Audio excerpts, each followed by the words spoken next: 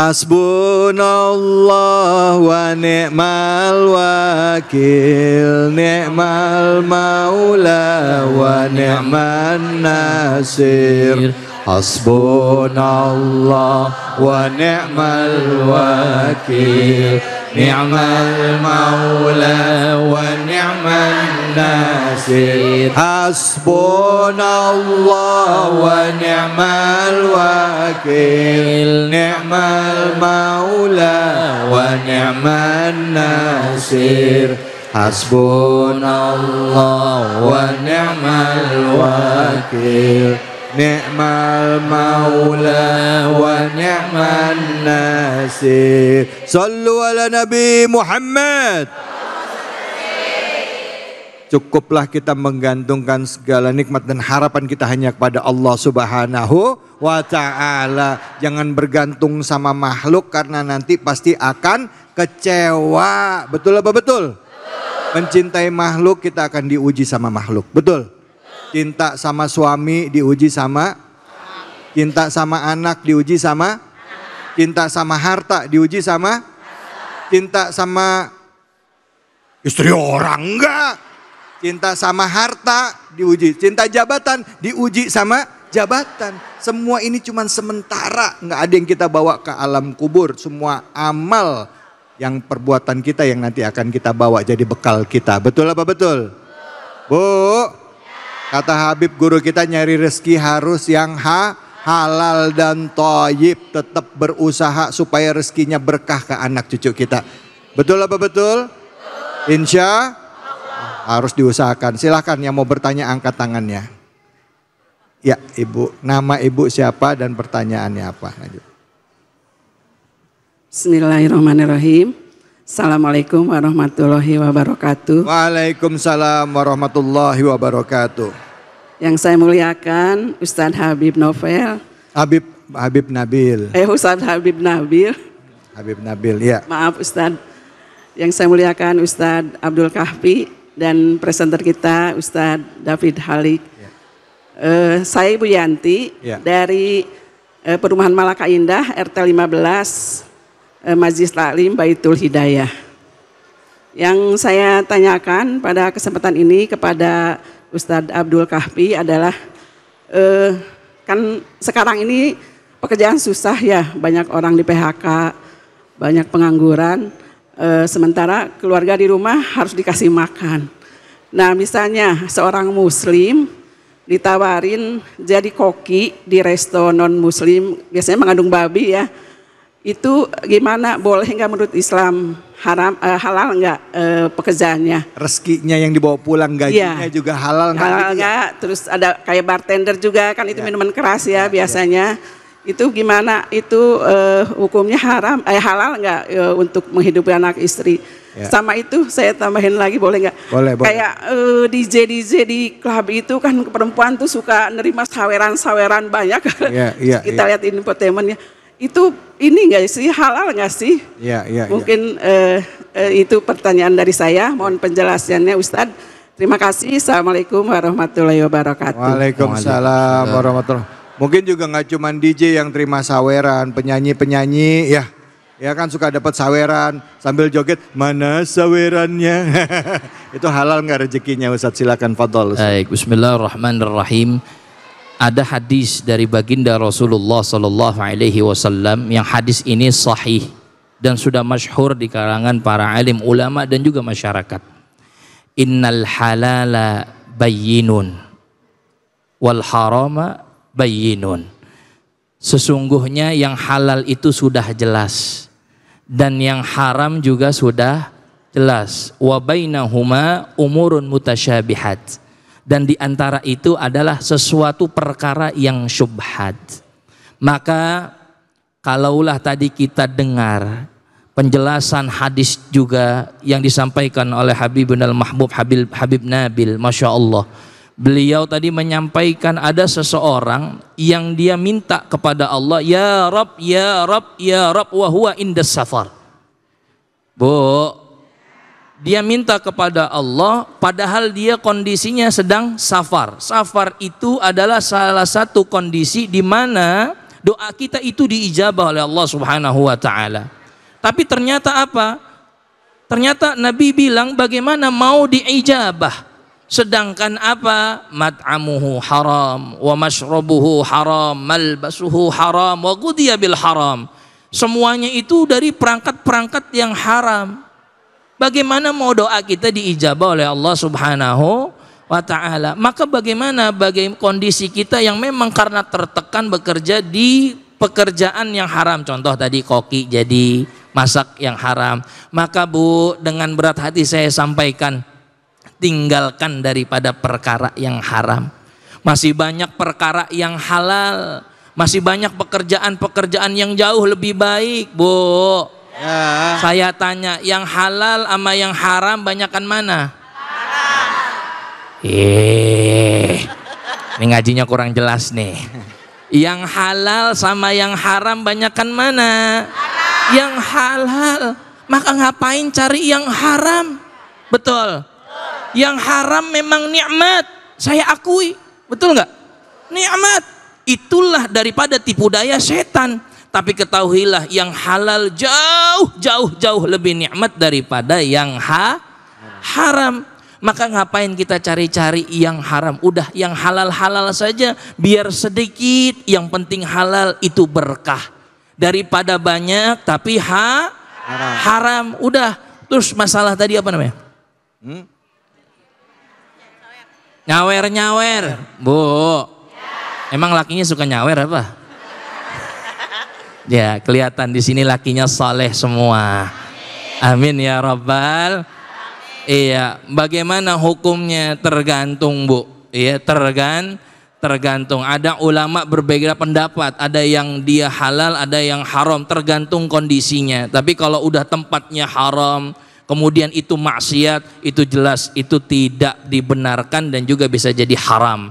Tapi tergantung, misalkan semuanya perempuan, semua pakaiannya syar'i, kemudian ada baca Al-Quran, ibu mau nyawer, enak banget baca Al-Qurannya, saya mau ngasih duit gitu kan?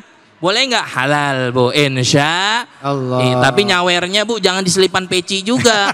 Karena saya lihat di tayangan video ini di YouTube ya Habib ya, banyak qari dan qari'ah di sawer itu nggak pakai adab. Orang lagi baca Quran diselipin di sini, Bu, duitnya.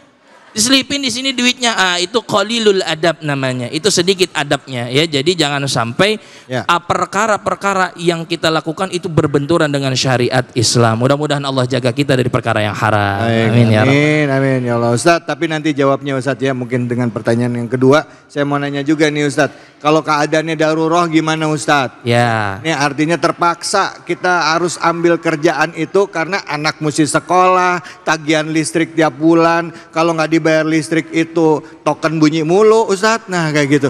Alasan kayak gitu. Tapi nanti ini kita coba cari alasan orang. Nah gimana orang yang seperti itu? Mungkin pertanyaan berikutnya siapa yang mau bertanya? Ibu, ya angkat tangan. Ya Ibu boleh.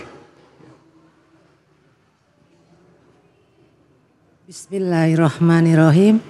Assalamualaikum warahmatullahi wabarakatuh. Waalaikumsalam warahmatullahi wabarakatuh. Perkenalkan, nama saya Ibu Ima Siregar dari Majelis Taklim Baitul Hidayah. Ya Bu Ima, silakan. Saya ingin bertanya kepada Habib. Pertanyaan saya, Allah berkata bahwa setiap makhluk telah dijamin rezekinya. Lalu kenapa masih ada orang yang kekurangan dan orang lain hartanya berlebihan? Hanya itu Ustadz. Wabillahi taufiq wal hidayah. Wassalamualaikum warahmatullahi wabarakatuh. Waalaikumsalam warahmatullahi wabarakatuh. Kalau rezekinya udah dijamin, kenapa ada yang kelebihan banget rezekinya ya, sampai bingung ngebuang duitnya kemana? Tapi ada juga orang yang kekurangan banget. Nah itu gimana ngejelasinnya Habib? Ini pertanyaan umum ya seperti ini. Silakan Habib, fadhol. Baik, izin Ustaz Abdul Kafi, izin Dr. David. Baik, bismillahirrahmanirrahim. Jadi pertanyaan ini ibu yang bertanya tadi dan juga mungkin seluruh kaum muslimin muslimat yang menonton, ini berkaitan dengan salah satu dari arkan al-iman. Ya, al-arkan al-iman, rukun iman yang keenam, yaitu beriman kepada qada dan qadarnya Allah. Saya ingin menjelaskan singkat ya karena waktunya mungkin nggak panjang, bahwa yang namanya takdir atau qada dan qadarnya Allah itu ada dua menurut para ulama ya. Yang pertama disebut dengan takdir yang mubrom, takdir yang nggak bisa berubah. Apa saja takdir yang tidak bisa berubah? Hanya Allah Subhanahu wa taala yang Maha mengetahui. Misalnya ajal kita nggak tahu. Kapan pun kita nggak tahu kapan ajal kita mau mati, kapan nggak tahu. Wallahu alam. Kita masuk surga atau masuk neraka, wallahu alam bisawab. Nah, ada lagi takdir yang muallak. Konsen kita kepada takdir yang muallak karena ini bisa diubah. Muallak itu artinya tergantung. Tergantung pada apa? Pertama, tergantung yang disebut dengan takdir kauni. Tergantung dengan masalah-masalah kauni. Ya, sesuatu yang fitrah manusia. Misalnya apa, Beb? Misalnya, kalau orang itu kemudian kaya, bapaknya, ibunya, kakeknya orang kaya, maka secara kauni kemungkinannya dia akan kaya. Kenapa? Warisannya banyak. Itu kauni, nggak bisa dihindari gitu dari atas. Nah, kemudian takdir kauni yang lain apa? Orang dia berusaha keras. Sungguh-sungguh jatuh bangun terus dia berusaha, maka itu takdir kauninya menjadda wajad ya, la yughayyiru ma biqaumin hatta yughayyiru ma bi anfusihim. Allah tuh nggak akan ngubah nasib satu kaum sampai dia berusaha ngubah. Kalau dia berusaha maka Allah akan mengubah. Ada satu kisah saya berikan contoh ya. Nabiullah Musa alaihissalam dalam satu kesempatan datang seorang ibu perempuan sudah nikah bertahun-tahun tidak punya anak, terus dia minta didoain sama Nabi Musa. Nabi Musa berdoa, dijawab sama Allah, takdirnya perempuan ini nggak punya anak. Disampaikan sama Nabi Musa kepada ibu itu, nangis ibu itu terus pergi. Setahun kemudian dia datang bawa anaknya kepada Nabi Musa. Loh, kamu, kata Nabi Musa, ini yang kemarin? Iya. Ini anak siapa? Anak saya. Kok bisa? Terus Nabi Musa berdoa lagi sama Allah. Apa kata Allah? Iya, takdirnya perempuan itu nggak punya anak. Tapi tiap hari, siang malam dia nangis sama aku. Minta sama aku, mengemis sama aku, bersimpuh di hadapanku. Maka aku nggak tega nolak doanya. Ya, maka kata para ulama dalam hadis sahih dikatakan la yaruddul qada ya, atau dalam fi ba'd riwayatin la yaruddu al qadar illa doa. Nggak bisa berubah takdir itu kecuali dengan doa. Nah, maka dengan cara kita berdoa, insya Allah berubah. Ya, jadi doalah kita yang banyak, ya, kemudian berusahalah yang kuat, maka tadi bisa berubah takdir. Bahwa ada nanti ujungnya kaya atau miskin itu Ustaz David itu urusan Allah. Tapi yang penting kita sudah berusaha. Nah, demikian, wallahu a'lam. Baik, Masya Allah Habib, terima kasih banyak. Sama-sama. Bu, yang mau nanya lagi siapa, angkat tangannya? Silakan Ibu. Ibu Titin ya? Iya. Kau tahu? Tahu dong. Kan saya udah kenalan sama Ibu Titin tadi. Bismillahirrahmanirrahim. Mic-nya boleh dekat Ibu Titin. Bismillahirrahmanirrahim. Assalamualaikum warahmatullahi wabarakatuh. Waalaikumsalam. Boleh lebih dekat lagi mic-nya Ibu? Iya. Saya Ibu Titin dari Majelis Ta'lim At-Taufik. Ya. Mohon izin mau bertanya Pak Ustadz. Silakan Ibu. Habib, bagaimana cara Nabi Muhammad mengelola keuangan dan menjadi pedagang yang terpercaya? Iya. Ya Allah. Assalamualaikum warahmatullahi wabarakatuh. Waalaikumsalam warahmatullahi wabarakatuh. Silakan Ustadz Gafif. Baik, bismillahirrahmanirrahim. Ini pertanyaannya bagus. Bagaimana manajemen Rasulullah SAW dalam hal bai' atau jual beli, ya? Ini kita mengenal daripada sifat baginda Rasulullah SAW. Apa saja? Siddiq, amanah, tabligh, fatanah. Kalau kita dalam berbisnis mengamalkan sifat-sifat terpuji dari baginda Rasulullah SAW, insya Allah bisnis kita akan sukses dunia akhirat. Kenapa? Karena modal utama kita adalah yang pertama al-amin, jujur. Rasulullah itu jujur. Maka di dalam hadis yang ini masuk dalam silsilatul al-ahadis as-sahihah.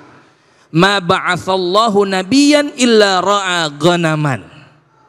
Tidaklah diutusnya seorang nabi kecuali mereka itu pasti pernah yang namanya menggembala kambing. Ya, kenapa menggembala kambing? Ulama mengatakan tamrinan li amril ummah. Salah satunya itu adalah menjadi latihan untuk ya mengurusi daripada urusan-urusan umat. Inilah mengapa Rasulullah Sallallahu Alaihi Wasallam dikatakan menjadi pedagang yang sukses, menjadi penjual yang sukses, pengusaha yang sukses. Mengapa? Salah satunya Rasul itu melakukannya dengan jujur. Di zaman sekarang kan banyak sekali ya orang melaksanakan kecurangan demi mendapatkan keuntungan sesaat. Yang tadinya kita beli duku udah kita pilih-pilihin cakep, begitu mau dikiloin dituker. Iya. Atau tukang duren, mohon maaf, yang curang-curang bilangnya manis padahal busuk. Ada yang begitu? Ada. Ya kan? Itu kan mengambil keuntungan sedikit tapi juga menambah dosa. Wal'iyadzubillah. Intinya kita ikuti daripada sifat Rasul, insyaallah hidup kita terjaga. Baik, alhamdulillah. Baik, terima kasih banyak Ustaz. Mohon maaf, waktunya sangat singkat Ibu. Tapi kuncinya tadi sidik, amanah, tablik, fatanah. Ya, insyaallah itu dipegang dagang kita, insyaallah berkah. Amin ya robbal alamin. Jangan kemana-mana, habis ini kami berikan kesempatan bagi Anda juga yang di rumah melalui media sosial untuk bertanya kepada kami melalui tentunya tayangan kesayangan kita, Cahaya Hati Indonesia.